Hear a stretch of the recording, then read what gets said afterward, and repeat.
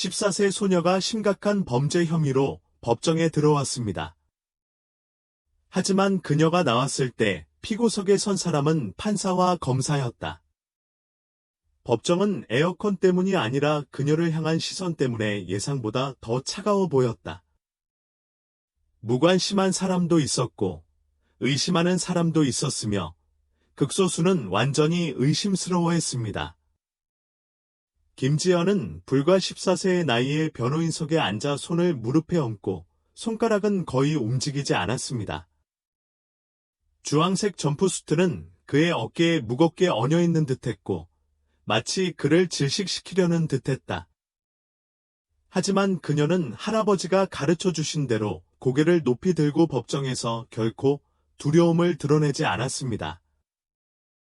박지훈 판사는 안경을 고쳐 쓰고 마치 이 모든 과정이 시간 낭비인 듯 깊은 한숨을 쉬었다. 그의 회색 머리카락은 깔끔하게 뒤로 빗겨져 있었지만 자세해서 그녀를 쳐다보지도 않고 앞에 있는 서류를 넘기는 모습에서 그의 참을성 없음이 드러났다. 김지연을 상대로 프로방스주 보안관이 발표했다. 혐의, 중대한 범죄인 재산 절도 및 파손. 그 말은 우스꽝스럽게 들렸지만 방 안에 누구도 웃지 않았습니다. 이승현 검사가 일어섰다. 그의 정장은 흠잡을 데 없었고 목소리는 단호했다. 판사님, 증거는 명확합니다. 피고인의 모습은 다비논 피에르 엘린의 집에 있는 감시 카메라에 촬영되었는데 내장 경보가 울리기 직전이었습니다. 영상에는 피고인이 창문을 깨는 모습이 담겨 있습니다. 몇 분 후 보안 시스템이 비활성화되었고 12,000유로 상당의 사파이어 목걸이가 사라졌습니다. 피고인이 현장에서 도망치는 것을 보았다고 주장하는 목격자도 있습니다. 김지연은 반응하지 않는다. 그녀는 이 모든 것을 전에 들어본 적이 있었습니다. 똑같은 말, 똑같은 어조, 똑같은 가정들. 그의 법정 변호사인 최민석이 일어서서 그를 거의 쳐다보지 않았다. 판사님, 그는 말했다. 제 의뢰인은 14살입니다. 전과가 없고 전과 기록에도 중범죄가 단 한 건도 없습니다. 승현 그의 말을 날카롭게 가로채며 말했다. 우리는 이 사건이 일어나기 전에 그녀가 무엇을 했는지 알 수 없습니다. 지연의 손가락이 그의 양복을 움켜쥐었다. 지훈 판사는 한숨을 쉬었다. 시간 낭비하지 맙시다. 변호인 측에서 주장이 있는 건가요? 아니면 증인 증언으로 바로 넘어가 볼까요? 민석근은 망설이며 어색하게 노트를 뒤졌다. 제 의뢰인은 강도 사건 당시 매장 근처에 없었습니다. 레이는 미소를 지었다. 흥미로운 주장이군요. 감시 카메라는 그렇지 않다고 주장하거든요. 드디어 지연이 말했다. 그들에게 보여주세요. 방 안에 침묵이 흘렀다. 지훈 판사는 눈썹을 치켜 올렸다. 뭐라고요? 그는 물었다. 지연 승현 쪽으로 고개를 돌려 그를 응시했다. 사진을 보여주세요. 검사는 잠시 망설이다가 보안관 쪽으로 고개를 끄덕였다. 잠시 후 법정벽에 화면이 켜졌습니다. 흐릿한 흑백 이미지가 보석점의 내부를 보여주었습니다. 후드티를 입은 어린 소녀가 얼굴을 거의 가린 채 카운터로 다가왔습니다. 그녀의 몸매는 지연 메셀의 몸매와 비슷했을 수도 있지만 그녀는 방 안에 다른 사람들이 모르는 뭔가를 알고 있었다. 그녀는 기다렸다. 그녀는 창문에 갇힌 채 영상 속 소녀를 바라보더니 이렇게 말했다. 저기요. 그녀는 화면을 가리켰다. 판사는 눈을 가늘게 떴지만 보안관이 그 광경을 멈췄다. 지연은 앞으로 몸을 기울였다. 내 왼손을 보세요. 방이 변하는 것 같았습니다. 사람들은 화면을 더 잘 보려고 눈을 가늘게 뜨고 있었습니다. 판사는 눈살을 찌푸렸다. 무슨 일이야? 지연 배심원에게로 향했다. 그녀는 검지손가락에 반지를 끼고 있어요. 저는 반지를 끼지 않아요. 최민석 눈을 깜빡이며 눈에 띄게 놀랐다. 승연의 미소가 사라졌다. 지연은 거기서 끝나지 않았습니다. 그리고 몇 초만 뒤로 물러나 보면 다른 게 보일 거예요. 신발이 너무 크고 걸음걸이도 제 걸음걸이와 안 맞아요. 제가 체포되는 장면과 비교해보면 차이를 알 수 있을 거예요. 준서 그는 이를 악물었다. 그는 이것이 상황입니다 라고 말했다. 지연 고개를 살짝 기울였다. 그거 이상하네요. 그녀가 대답했다. 하지만 검찰은 자신들에게 유리하게만 된다면 감시 카메라를 좋아하는 것 같았습니다. 지온 판사는 코로 숨을 내쉬었다. 그는 즐겁지 않았지만 그녀를 거부하지도 않았습니다. 하지만 지연은 끝나지 않았습니다. 그녀는 한 번 더 기회를 얻었고 그때부터 모든 것이 바뀌기 시작했습니다. 지온 판사는 손가락을 교차시키며 그의 표정은 이해할 수 없었다. 법정은 완전히 조용해졌습니다. 모두가 그녀가 다음에 무슨 말을 할지 지켜보고 있었습니다.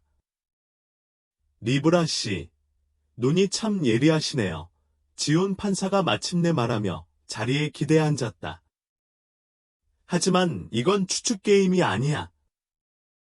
다른 점은 내가 여기 강도 혐의로 재판을 받고 있다는 거야. 지연 플러그를 꽂지 않았습니다.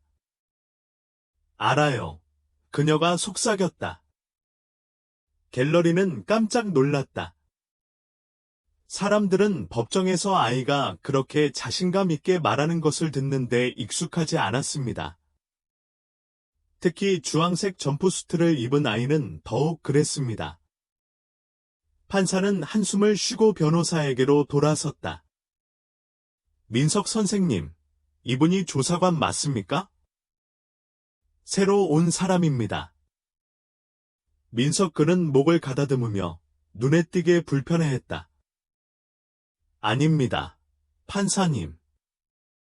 우리는 그저 그의 무죄를 증명하고자 할 뿐입니다. 지연 그의 말을 가로채었다. 아니요. 그것이 바로 재판의 요점이에요.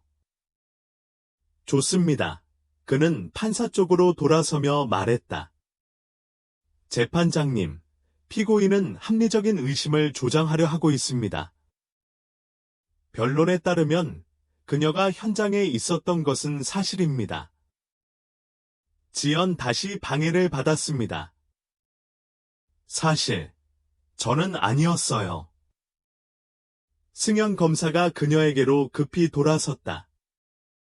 지온 판사가 으르렁거렸다. 매더머젤 지연. 그녀는 어깨를 으쓱했다. 그럼 그들은 거짓말을 하고 있는 거야. 다 가짜야. 내가 뭘 입고 있었는지 설명해줬나? 내인은 망설였다. 지연 배심원들에게로 향했다. 만약 내가 그 후드티를 입고 있었다고 그들이 말했다면? 그녀는 화면에 멈춰있는 흐릿한 영상을 가리켰다. 그럼 그들이 틀렸군요. 저는 그런 후드티를 입고 있지 않아요. 그리고 제 체포 보고서를 보시면 경찰이 저를 멈췄을 때 완전히 다른 옷을 입고 계셨다는 걸 알 수 있을 거예요. 법정은 다시 활기를 띠기 시작했다. 지온 판사가 갑자기 사망했다. 좋아요. 그만해요. 그는 지연을 바라보며 눈을 가늘게 떴다. 분명히 할 말이 있는 모양이군요. 그럼 작은 게임을 하나 하죠. 지연 팔짱을 끼었다. 진짜 게임인가? 거짓 게임인가? 판사가 말했다. 법적인 질문을 몇 가지 드리겠습니다. 답변해 주세요. 당신이 생각하는 만큼 똑똑하다면 이건 쉬울 거예요. 민석겁에 질린 것 같았다. 판사님. 하지만 지우는 무시했다. 준비되셨나요? 리브라 양. 지연 그는 청중석에 계신 할아버지를 바라보았습니다. 그는 재판이 시작된 이후로 한마디도 하지 않았지만 그의 얼굴은 차분했다. 그는 지켜보며 기다렸다. 그녀는 판사에게 돌아섰다. 그렇게 하세요. 지온 그는 벤치를 손가락으로 두드렸다. 형사 재판에서 입증 책임은 누구에게 있나요? 지연 지체하지 않았다. 검사에 대하여 이 기준은 의심할 여지 없이 완벽합니다. 지온 가볍게 고개를 끄덕였다. 미레이오 대 아를레트. 이게 무슨 뜻이야? 지연 미소를 지었다. 그건 함정 질문입니다. 이 사건은 미레이의 권리를 확립했습니다. 하지만 그 이상의 문제였습니다. 경찰의 강압과 수정헌법 제5조가 문제였습니다. 용의자가 자신의 권리에 대해 제대로 알지 못했다면 자백을 받아들일 수 없습니다. 판사의 입술이 삐죽 튀어나왔다.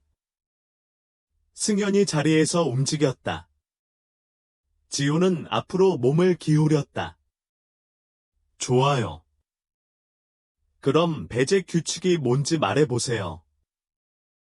지연 없습니다. 불법적으로 증거를 수집하면 법정에서 사용할 수 없습니다. 레프 V 오하이오 1961 갤러리에서는 더 이상 중얼거림이 들리지 않았다. 모두가 사로잡혀 지켜보았습니다. 지온 망치로 벤치를 두드렸다. 마지막 질문 하나 더 있습니다. 당신이 정답으로 대답한다면 당신의 주장을 더 진지하게 받아들이겠습니다. 지연 어깨를 곧게 폈다. 판사가 앞으로 몸을 기울였다. 지연은 질문을 하자 천천히 미소를 지으며 고개를 끄덕였다. 전라도에서 미성년자를 성인으로 판단하는 것에 문제가 있습니까? 프로방스법에 따르면 미성년자는 14세가 넘었고 범죄가 심각할 경우 성인법원으로 이송될 수 있습니다. 무장강도, 살인 같은 종류의 범죄죠. 하지만 단순 절도의 경우는 예외입니다. 그녀는 고개를 저었다. 아니요. 심각한 범죄 기록이 있는 경우는 예외인데 그는 그렇지 않았어요. 지온 판사는 오랫동안 침묵을 지킨 뒤 승현에게로 돌아섰다. 주인님, 왜 이 사건을 중대한 범죄로 다루는지 말씀해 주십시오. 준서 그는 아무 말도 내지 않고 입을 열었다. 법정이 다시 기울어지는 듯했다. 지연은 판사의 마음에 의심을 심어주었을 뿐이다. 하지만 검찰은 그렇게 쉽게 포기하지 않았습니다. 승현의 얼굴이 굳어졌다. 그는 그 사건이 자신에게서 빠져나가는 것을 느꼈고 14살 소녀에게 조롱당하는 것을 거부했습니다. 판사님, 그는 억지로 웃으며 말했다. 물론 인상적이긴 하지만 아무것도 바뀌지 않습니다. 그녀는 여전히 그 설명에 부합합니다. 그녀는 범죄 현장에서 몇 블록 떨어진 곳에서 체포되었습니다. 목격자가 그녀를 봤습니다. 지연 고개를 살짝 기울였다. 증인은 누군가를 보았나요? 예. 하지만 승연 선생님, 마지막으로 증인을 이용하지 않고 증인의 말을 직접 들어보신 건 언제였습니까? 레스 스니어드, 신뢰합니다. 지연 그런 다음 배심원에게로 돌아섰습니다. 누군가가 나를 봤다고 생각해서 당신이 내 죄를 덮어주기를 바라는 거예요. 하지만 목격자 진술은 믿을 수 없어요. 특히 스트레스 상황에서는 더욱 그렇죠. 레이는 고개를 저었다. 이제 당신은 전문가가 되었나요? 지연 약간 앞으로 몸을 기울였다. 그럴 필요 없어요. 대법원은 이미 2012년 뉴햄프셔 페리 사건에서 이를 확정했습니다. 목격자 증언은 항상 신뢰할 수 있는 것은 아닙니다. 특히 경찰의 명백한 위법 행위가 없는 경우에는 더욱 그렇습니다. 기억은 변하고 빈틈을 메웁니다. 때로는 예상한 대로만 보이기도 합니다. 배심원들은 주에 깊게 경청했고, 어떤 배심원들은 그녀에게 몸을 기대기도 했고, 어떤 배심원들은 승연을 향해 시선을 교환하기도 했다. 지온 판사는 가볍게 한숨을 쉬었다. 그럼 증인이 착각했을 수도 있다는 말씀이신가요? 처음은 아닐 거라고 생각해요. 승연이 턱을 꽉 다문다. 이것은 단지 추측일 뿐입니다. 지영 그는 어깨를 으쓱했다. 그리고 나쁜 생각이기도 해요. 그녀는 판사에게 돌아섰다. 승연 선생님께 질문 하나 드려도 될까요? 지온 그는 잠시 그들을 지켜본다. 할 수 있어요. 지연 검사를 응시했다. 도난당한 목걸이는 어디에 있나요? 승연의 입술이 움직였지만 아무 말도 나오지 않았다. 방 안에 무거운 침묵이 흘렀다. 지연이 계속됐다.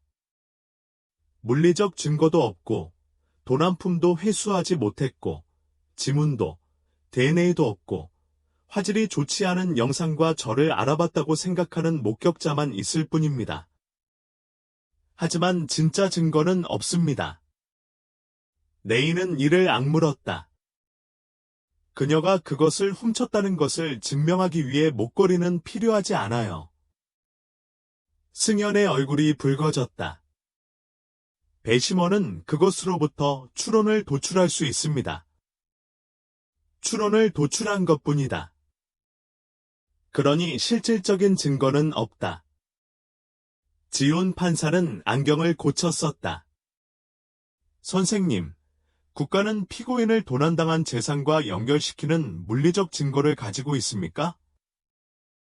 레이는 망설였다. CCTV 영상에는 결정적인 내용이 없습니다. 지온 판사가 그의 말을 끊었다.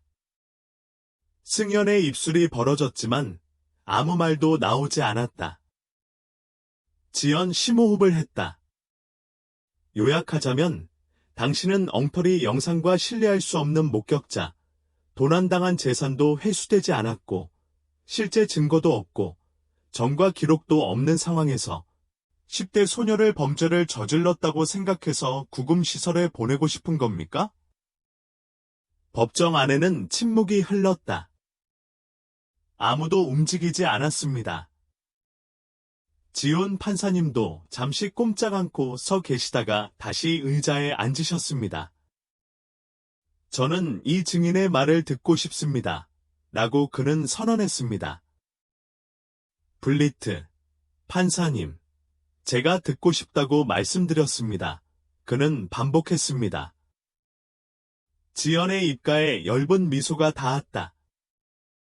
처음으로 판사는 그녀를 단순한 피고인으로 보지 않고 진실을 말할 수 있는 사람으로 보았습니다. 방문이 열렸습니다. 30대쯤으로 보이는 긴장한 표정의 남자가 들어왔다. 그는 안경을 고쳐 쓰고 땀에 젖은 손바닥을 바지에 닦은 후 조타석에 앉았다. 지연은 그를 유심히 관찰했다. 그는 그녀가 상상했던 그 사람이었습니다. 그녀가 기대했던 사람은 평범한 매장 직원이었고, 아마도 이 일에 연루될 생각이 전혀 없었던 사람일 것이다. 하지만 이제 그의 증언이 그의 운명을 결정할 수도 있었습니다. 지훈 판사가 그를 쳐다보았다. 기록을 위해 이름을 말해주세요. 이 정지환 남자가 목을 가다듬으며 대답했다. 레이세 레버, 너저스턴트 사 크러베이. 선생님, 사건 당일 밤 데이비슨에서 일하셨죠? 그날 밤 피고인을 매장 안이나 근처에서 보셨습니까? 정지환 천천히 고개를 끄덕였다. 그럴 것 같아요. 그는 배심원들에게 가볍게 미소를 지으며 말했다. 그녀가 맞는지 확인해 주실 수 있나요? 정지환 자리에서 움직였다. 내 말은 그 여자랑 똑같이 생겼어. 키도 똑같고, 체형도 똑같았고, 후드티를 입고 있었어. 나올 때는 잠깐밖에 못 봤어. 지시양의 입술이 살짝 벌어졌다. 그게 전부였습니다. 그녀는 변호사가 이의를 제기할 때까지 기다렸지만 민석은 그저 법률 패드에 아무 쓸모없는 메모만 휘갈겼었다. 지연은 심호흡을 하고 판사 쪽으로 돌아섰다. 지환 씨에게 질문 하나 해도 될까요? 지훈 잠시 망설이다가 가볍게 한숨을 쉬고 동의했다. 그렇게 하세요. 지연 증인에게 말했다. 후드티를 입은 사람을 봤다고 했잖아. 정지환 고개를 끄덕였다. 무슨 색깔이었지? 그 남자는 눈을 깜빡였다. 그레이인 것 같아요. 지연 배심원에게로 향했다. 하지만 사진에는 검은색 스웨트셔츠가 나와 있어요. 레이는 자리에 다시 털썩 주저앉았다. 이해 있습니다. 그는 반박했다. 증인은 자신의 기억을 이야기합니다. 약간의 불일치가 있다고 해서 그의 증언이 믿을 만하지 않은 것은 아닙니다. 지연 침착하게 계속 말했다. 그 사람이 달려오는 것을 보았을 때 당신은 어디에 있었습니까? 정지환 망설였다.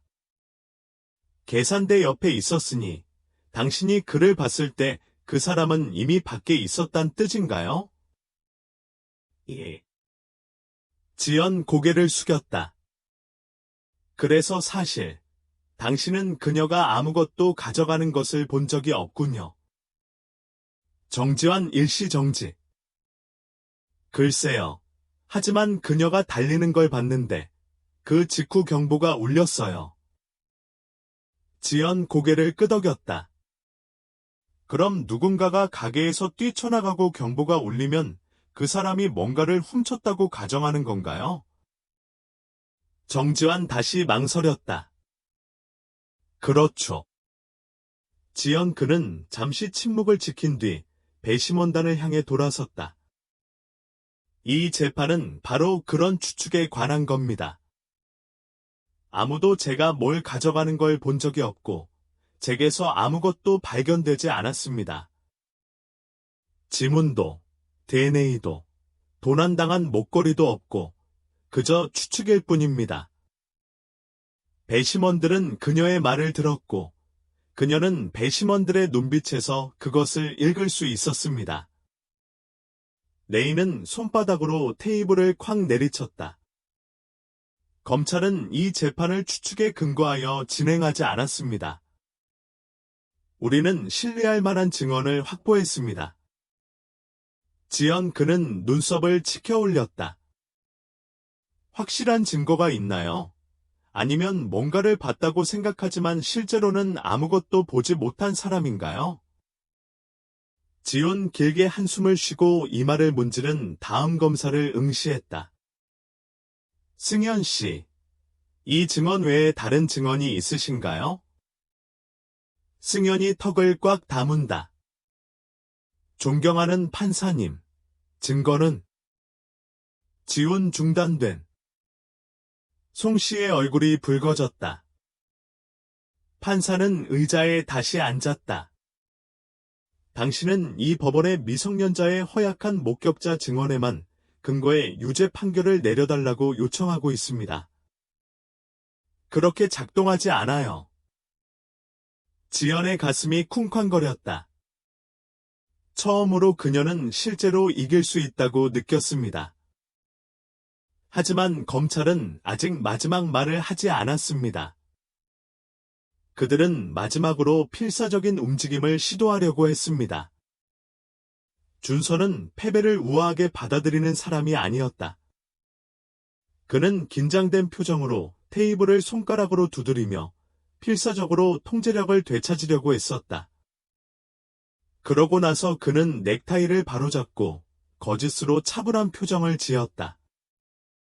존경하는 판사님, 법원의 우려를 존중하지만 이 사건은 단순히 증거 누락에 관한 것이 아니라는 점을 모든 사람에게 상기시키고 싶습니다. 책임에 관한 문제입니다. 누군가 이 범죄를 저질렀습니다. 피고인이 아니라면 누가 저질렀습니까? 지연 숨을 크게 들이쉬었다. 이것이 그들의 최신 전략입니다. 증거 부담을 뒤집는 것입니다. 그녀는 판사에게 반응할 시간조차 주지 않았습니다. 법은 그렇게 운영되지 않아요.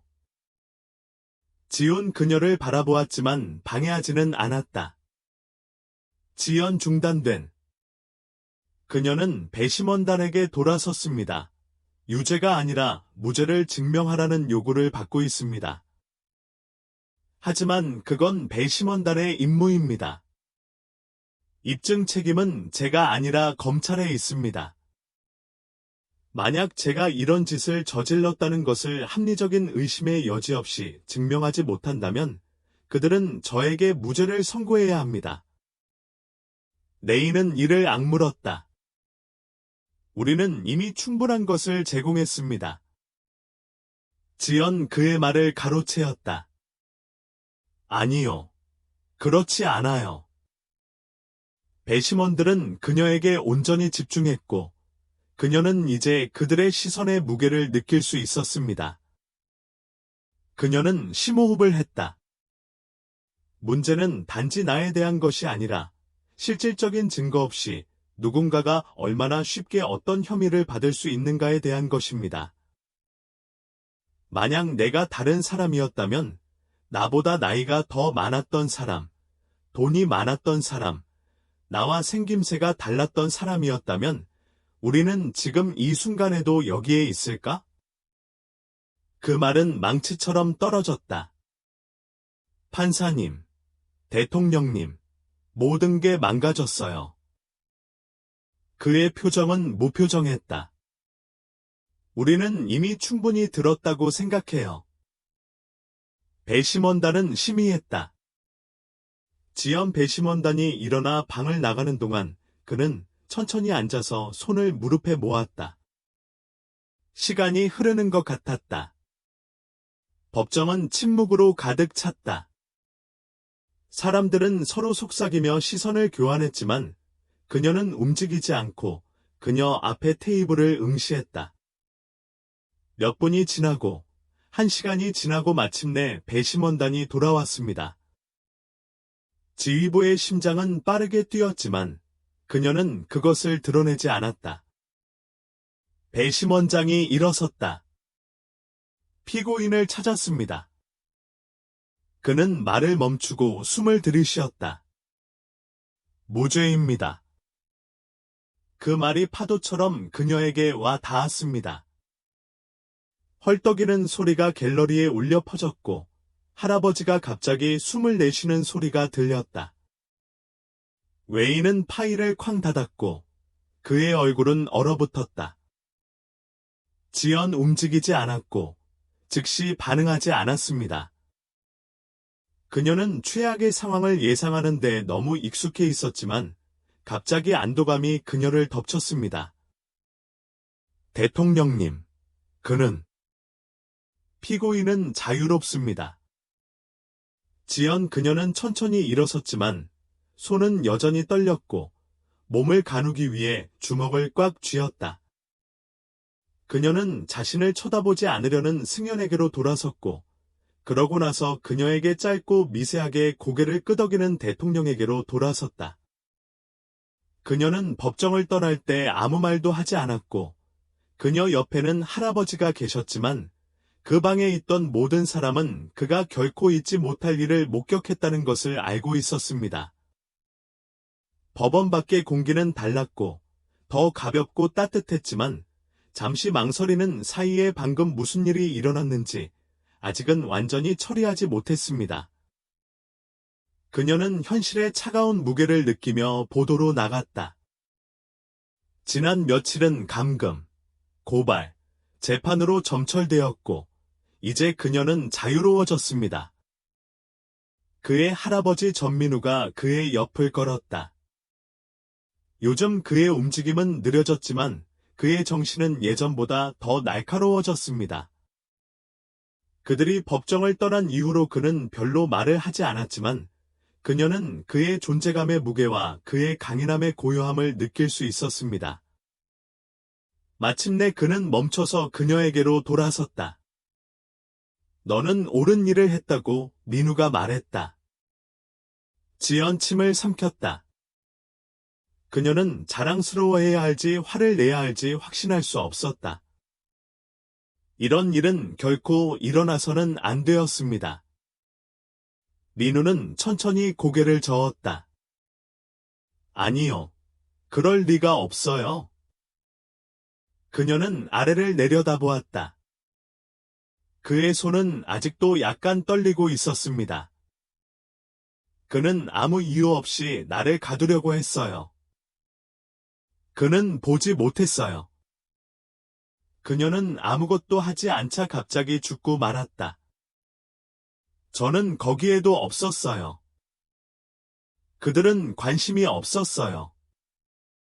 그는 그녀를 안심시키려고 그녀의 어깨에 손을 얹었다. 핵심은 바로 이거예요. 증거가 중요한 게 아니라 누군가 돈을 냈는지 확인하는 게 중요했어요. 그녀는 그저 그들의 머릿속에 이미 그려져 있던 모습에 딱 들어맞았을 뿐이에요. 지연 그는 이를 악물었다. 그리고 다음에 누군가가 자신을 방어하는 방법을 모른다면? 민우 한숨을 쉬며 얼굴의 주름이 더욱 깊어졌다. 그러자 그들 사이에 이런 진실이 떠올랐습니다. 그녀는 그것이 마음에 걸렸지만 그는 그녀에게 가볍게 고개를 끄덕였다. 당신 같은 사람들이 변화를 만들어내지 않는 한 말이죠. 지연 그를 바라보았다. 나 같은 사람들? 민우의 눈이 빛났다. 당신은 거기 가서 그의 사건을 조각조각 분해했잖아요. 검사보다, 심지어 판사보다 더 많이 알고 있었잖아요. 이건 옳지 않아요. 지연. 선물이야. 그녀는 눈살을 찌푸리며 말했다. 내 무죄를 증명하기 위해 법을 알 필요는 없습니다. 아니요. 그럴 필요는 없습니다. 그는 인정했다. 하지만 당신은 그녀를 알고 있고 이제 시스템이 어떻게 돌아가는지 알게 됐어요. 더 중요한 건 시스템이 불공평할 때 어떻게 해체해야 할지 알게 됐다는 거죠. 그녀는 주저했다. 그 말이 그의 가슴에 무겁게 눌렸다. 그녀는 무슨 일이 일어날지 생각하며 며칠을 보냈지만 그 법정에서 무언가가 바뀌었습니다. 두려움은 다른 것, 더 날카로운 결의로 바뀌었습니다. 그녀는 밖을 바라보았다. 법원 너머, 그녀 뒤에 있는 모든 것 너머를. 그럼 이제 어떻게 해야 하나요? 민우 살짝 미소 지었다. 그것은 당신에게 달려 있습니다. 지연 천천히 만료됨. 방금 일어난 일의 무게. 투쟁, 불에, 간신히 살아남은 기억은 여전히 생생했다. 하지만 그녀는 그것이 이야기의 끝이 아니라는 것을 알고 있었습니다. 그녀가 방금 법정에서 나왔다는 것만이 문제가 아니었습니다. 그녀는 더 큰 무언가를 향해 걸어가고 있었습니다. 오늘은 자신을 위해 일어섰지만 내일은 다른 사람을 위해 일어설 수 있었기 때문입니다. 사법제도는 모든 사람에게 공평하게 제공되도록 설계되지 않았습니다. 지연과 같은 경우는 생각보다 자주 발생합니다. 하지만 자신의 권리를 아는 것은 자유와 비난의 차이를 의미할 수 있습니다. 이 이야기가 당신에게 생각을 불러일으켰다면 이를 공유하고 이에 대해 이야기하고 무엇보다도 법을 배우십시오. 왜냐하면 당신이 더 많이 알수록 시스템이 당신에게 불리하게 작동하기 어려워지기 때문입니다. 정의에 대한 신비감을 해소하는 더 많은 이야기를 구독하세요.